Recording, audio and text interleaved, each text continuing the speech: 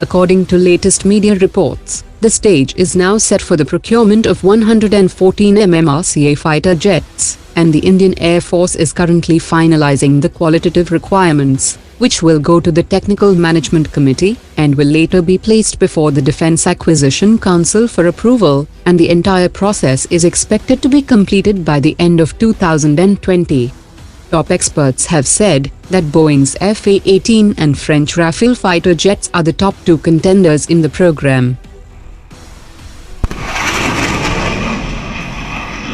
The Rafale F-3R is currently the most advanced 4.5 generation fighter jet that can bring down 5th generation fighters, and it is also best suited for India, as the non-recurring €1.3 billion has already been paid for the development of India-specific enhancements.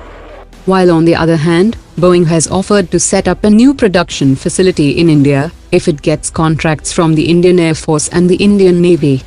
China has already bought 2 squadrons of MiG-35 from Russia, due to which the aircraft has lost its strategic edge against China.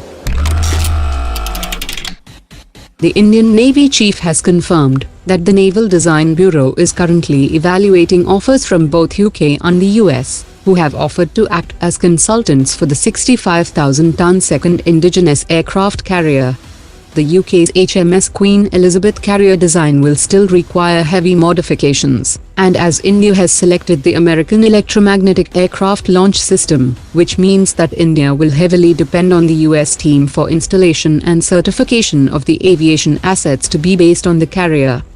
Newport News Shipbuilding of the US has developed 8 nuclear-powered supercarriers, and it has offered to assist India in development of the second indigenous carrier, and certify its aviation assets for operations.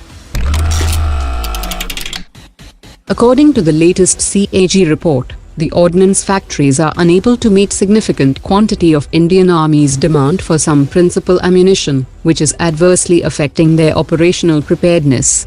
The reports also point that the factories had achieved the production targets for only 49% of the ordered items, while the export to foreign countries by ordnance factories have also decreased by 39%.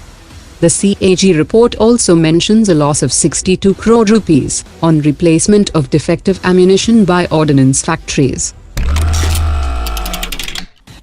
The Chinese Foreign Ministry has said that its research vessel was conducting acoustic propagation experiments and hydrologic measurements in the Indian Ocean, but it did not conduct any operations in the Indian Exclusive Economic Zone.